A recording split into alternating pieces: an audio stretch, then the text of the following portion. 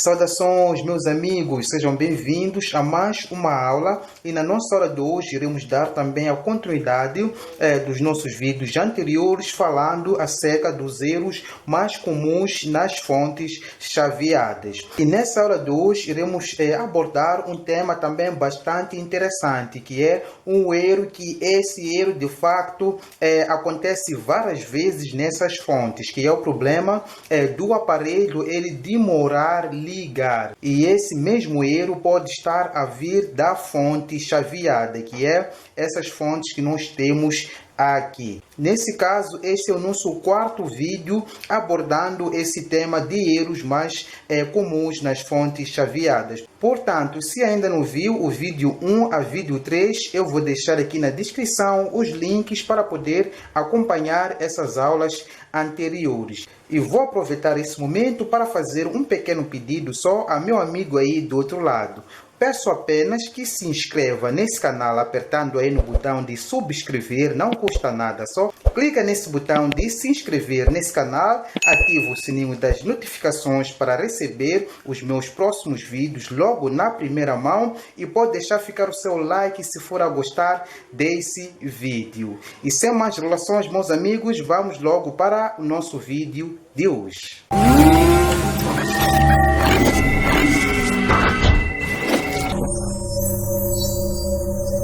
Muito bem, estamos aqui com essas duas fontes que vamos usar como ensaio para essa nossa aula de hoje, com esse tema aí da fonte ela demorar liberar as tensões. E é claro que quando a fonte ela demora liberar as tensões, o aparelho vai levar um pouco mais de tempo para começar a entrar em funcionamento.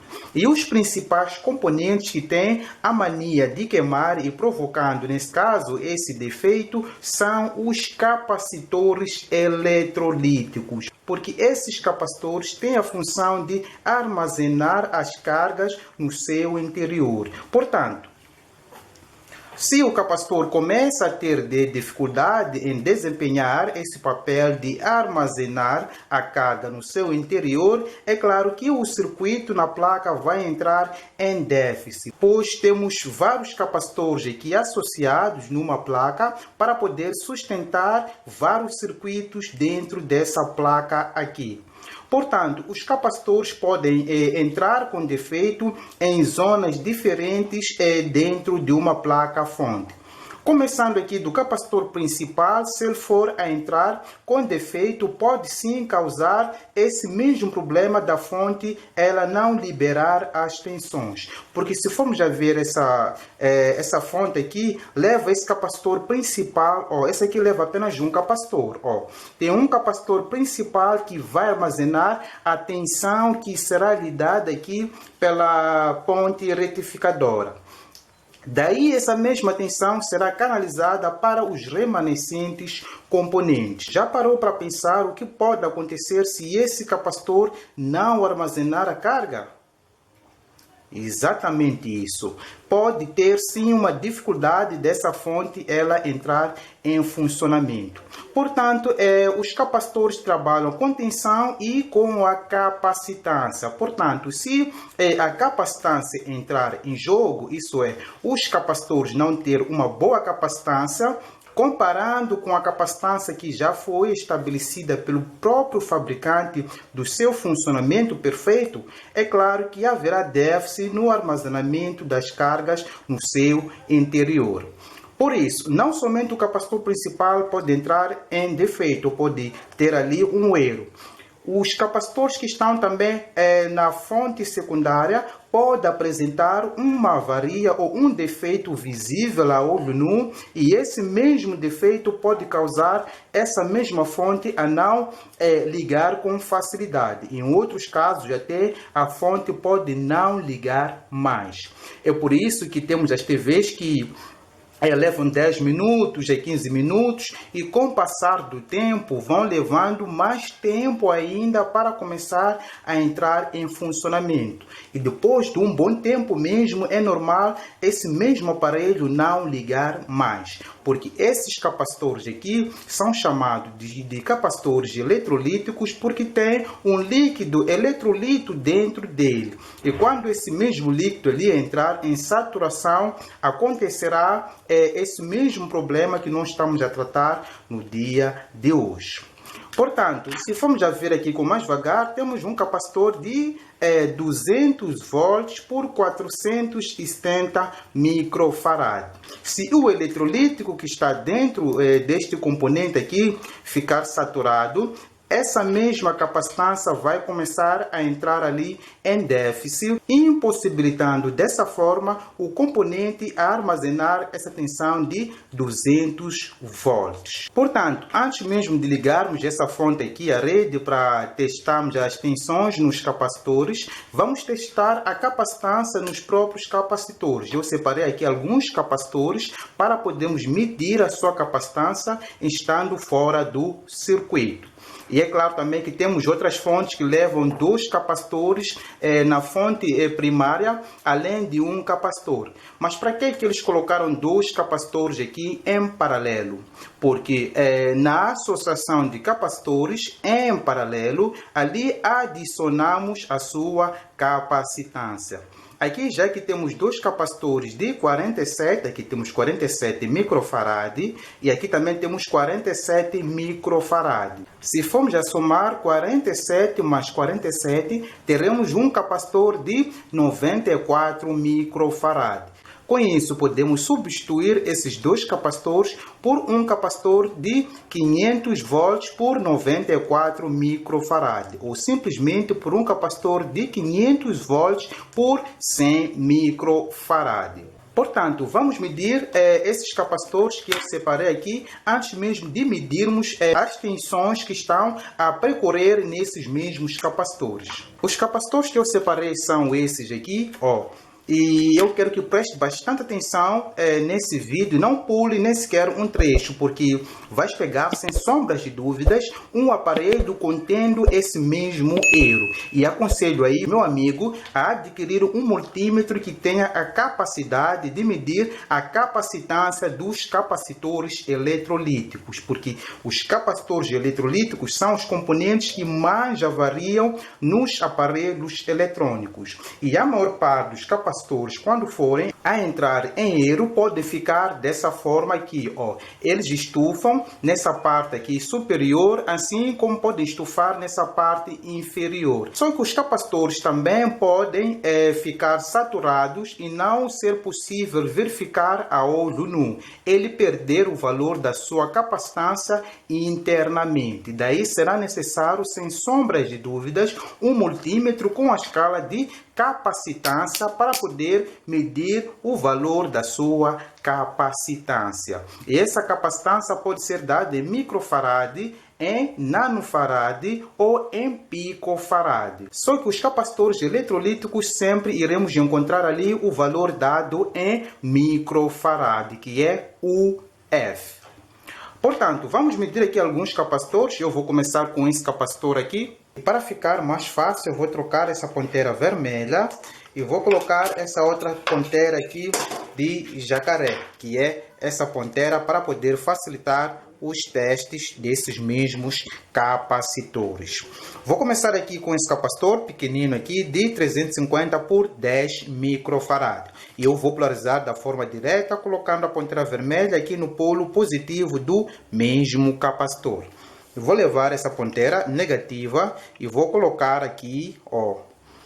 Repare que ali teremos o valor de 10 microfarad, que é o valor da capacitância desse mesmo capacitor. Só que às vezes é normal pegarmos um capacitor e não conseguimos identificar ou detectar um valor 100% exato da capacitância do mesmo capacitor.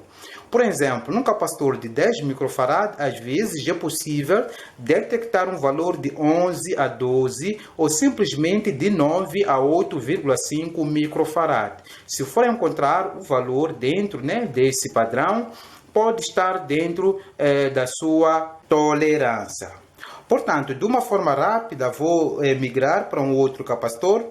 Este capacitor é de 35 volts por 1000 microfarad. Vou colocar aqui a ponteira vermelha no polo positivo e essa ponteira negativa aqui no polo negativo. E teremos lá o valor da sua capacitância. Repare que aqui já encontramos um capacitor com algum defeito. Está a nos dar aqui 321 microfarad, sendo um capacitor de 1000 microfarad.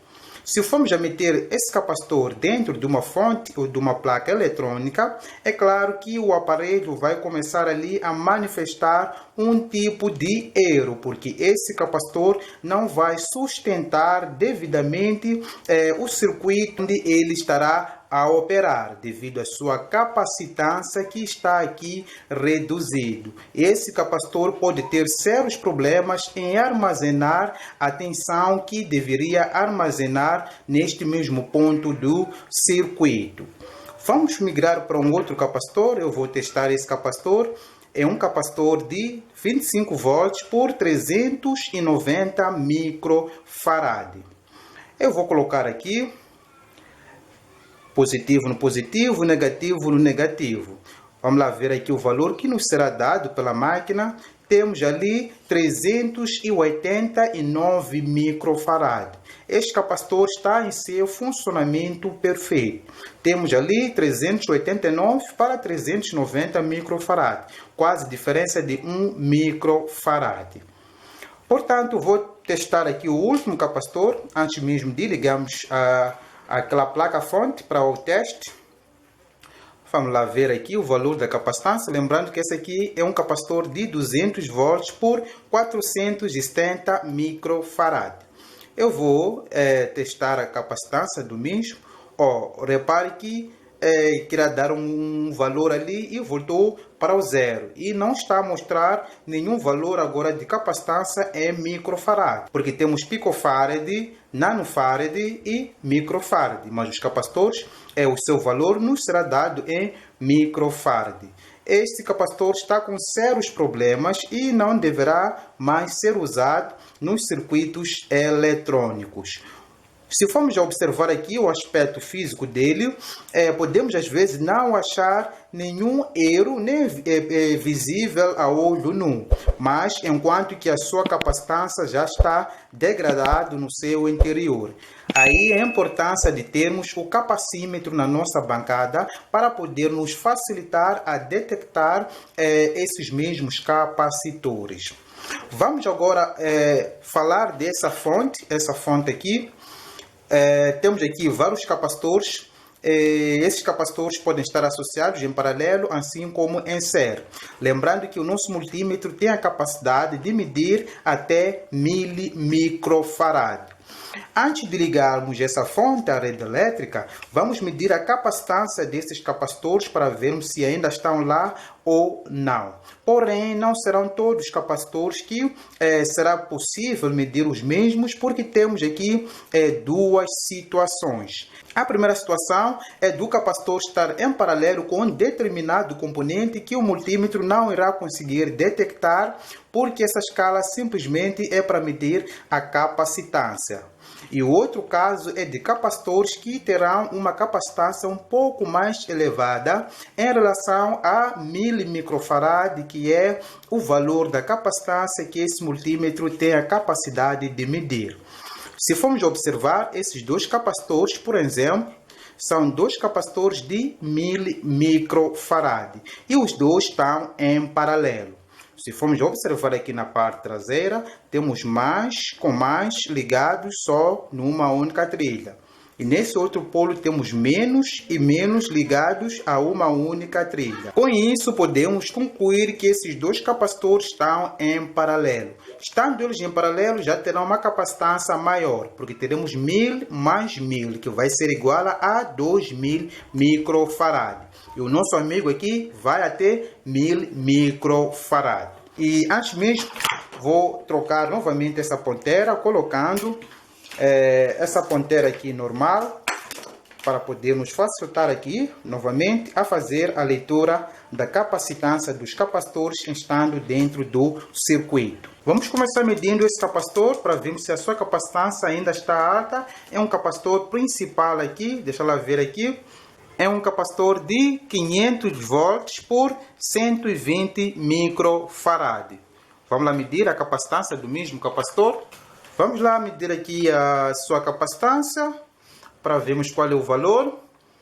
Daí a dar, temos aqui 115 microfarad. Para um capacitor de 120 também está dentro do seu padrão. Esse capacitor está ainda em seu funcionamento. Vamos migrar para um outro capacitor. Temos aqui o capacitor de 25 volts por 1000 microfarad. Vamos lá ver a linha deste mesmo capacitor. É o capacitor responsável por armazenar essa tensão aqui. Temos aqui a tensão de 13 volts. Então, este capacitor armazena essa mesma tensão de 13 volts. E a sua capacitância é de 1000 volts. Se esse capacitor perder essa capacitância aqui, de 1000 microfarad, vai ter dificuldades em armazenar essa tensão de 13 volts. E por consequência disso, essa placa vai entrar em defeito de liberar a tensão dos 13 volts para sustentar a placa de dados. Aferindo aqui a sua capacitância, vamos lá ver o valor que nos será dado pelo multímetro. Temos aqui um valor de 960 microfarad. Para um capacitor de 1000 microfarad também está dentro do seu padrão. Se tivéssemos encontrado aqui um valor de apenas 300 a 400 microfarad, é claro que o mesmo já estaria ali com defeito. Vamos passar para um outro capacitor. Vamos lá ver aqui o capacitor. Temos esse capacitor aqui das lâmpadas, é o capacitor responsável aqui por essa bobina aqui das lâmpadas. É um capacitor de 100 volts por 100 microfarad. Vamos lá aproveitar e ver esse outro capacitor. É um capacitor de 200 volts por 22 microfarad. Esse capacitor já vai diretamente para essa saída das backlight. Então aqui temos 22 microfarad e aqui temos 100 microfarad. Vamos lá testar esse mesmo valor da capacitância desses dois capacitores. Vamos começar com esse capacitor aqui de 100 microfarad. Temos 110 microfarad. Pode estar dentro do seu limite aqui da tolerância. Mas um outro segredo, se formos já a desconfiar de um capacitor ou da capacitância de um certo capacitor estando ainda dentro do circuito, é recomendável retirar o mesmo capacitor para medir ele fora de uma forma isolada, porque os capacitores dentro do circuito podem estar em paralelo com outros capacitores ou outros componentes que podem influenciar na sua leitura. Passando aqui para o último capacitor, que é o capacitor de 200 volts por 22 microfarad, eu vou testar o valor da sua capacitância para verificar se ainda está lá ou não. Aqui temos um valor de 23 microfarad. Para um capacitor de 22 microfarad também está dentro do seu padrão. De uma forma rápida, eu vou ligar essa placa-rede e vamos medir a tensão que está a predominar nesses mesmos capacitores. Já com a placa ligada à rede, eu vou mudar aqui de escala para a escala de tensão contínua. E vou começar aqui medindo esse capacitor principal. Ele vai armazenar aqui a tensão de 281 volts. Se a sua capacitância estivesse com defeito, esse capacitor teria dificuldade em armazenar essa tensão de 280 volts. Passando para um outro capacitor, de uma forma rápida, aqui tivemos um capacitor, este capacitor aqui, de 25 volts. Vamos lá medir o valor da sua capacitância. Esse capacitor aqui é responsável, assim como dissemos, por armazenar essa tensão de 13 volts dessa mesma placa. Se o valor da capacitância estiver sempre com problema, aqui poderíamos ter uma tensão de 10, 9 volts a 11 volts. o capacitor teria dificuldades em armazenar essa mesma tensão de 13 volts. Portanto, se tiveres uma fonte aí consigo com defeito de liberar a tensão exata, verifique o estado dos capacitores eletrolíticos. Aqui temos os capacitores responsáveis por gerar a tensão de 5 volts para a incitação da mesma fonte. Estes capacitores são de 10 volts e estão em paralelo. Por isso, teremos que ter aqui a tensão de 5 volts. E repare que temos lá uma tensão de 5 volts cheios, são 5,4 volts. O mesmo também vale para esses dois capacitores. Se um deles estivesse com a sua capacitância reduzida, estariam todos sujeitos a não conservar essa mesma tensão de 5 volts. Aqui desse outro lado temos um capacitor de 100 volts, por isso que temos que ter aqui uma tensão um pouco já superior. Aqui temos uma tensão de 52 volts. O mesmo também vale para esse capacitor. Se tivesse com problemas, não poderia conservar ou armazenar essa mesma tensão de 52 volts. Por fim, temos um capacitor de 200 volts, que é esse capacitor aqui responsável pelas lâmpadas. Se formos já ferir aqui a sua tensão, repare que temos ali uma tensão que baixa e sobe, né? Deixa aqui polarizar de uma forma direta para não aparecer ali o símbolo de menos. Mas, professor, por que está a oscilar assim? 180, 177, por quê? Porque aqui não temos as lâmpadas, elas ligadas a essa placa. Se tivéssemos as lâmpadas já ligadas aqui, é claro que teríamos um valor já fixo. Lembrando que esses testes aqui também é muito importante fazer com a placa ela ligada com a placa de dados. Isso é, a placa-fonte ela ligada com a placa de dados para que o circuito não venha a entrar aqui em proteção. Portanto, esse capacitor também está em seu funcionamento perfeito, é por isso que temos essa placa a funcionar sem nenhum problema. Não se esqueça de verificar os capacitores em todas as placas que for a pegar, com problema de demorar a ligar, ou levar um século para ligar, ou simplesmente não ligar mais, ou ter tensões inferiores nesses mesmos capacitores. Essa aula vai ficar por aqui, ela já ficou muito grande. Espero que tenham gostado desse vídeo e prometo voltar na próxima oportunidade com a continuação dessas mesmas aulas. Um forte abraço, meu amigo do outro lado, e até a próxima oportunidade.